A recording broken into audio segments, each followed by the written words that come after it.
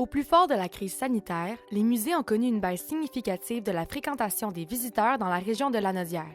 Ce déclin a représenté un défi pour la préservation de l'art et la culture de la région. Comme toutes les institutions culturelles du monde entier, c'est sûr que le Musée d'art de Joliette a été affecté par la COVID. Ce qui est intéressant de savoir, par contre, c'est plus au moment où les activités ont repris. Donc, puis c'est ça que tous les musées se posent comme question. La Société des musées du Québec aussi se demande, OK, à quel moment il y a eu une reprise? À quel moment on a eu autant de visiteurs et visiteuses qu'avant la pandémie? Puis est-ce qu'on l'a dépassé? Et en 2021, bien, c'est sûr qu'il y a eu encore des fermetures. Donc non, on était encore vraiment en recul par rapport à la pandémie.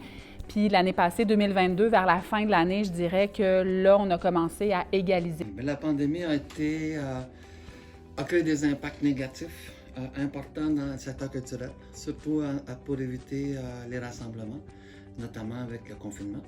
On voit que l'achalandage prend plus de temps à revenir comme c'était avant. On n'est pas au niveau de 2019, là. On n'est pas rendu là encore, mais on sent que ça avance de plus en plus.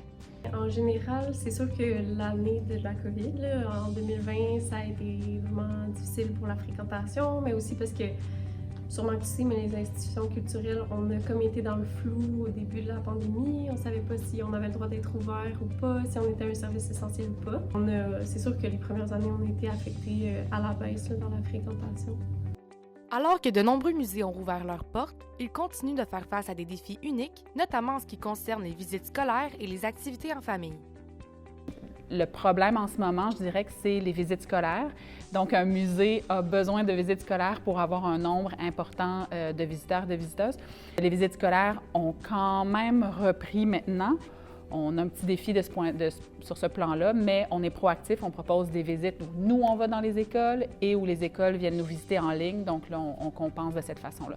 Je pense que c'est surtout du côté de nos activités en famille, c'est qu'on a eu une baisse, puis que là, on doit recréer des habitudes.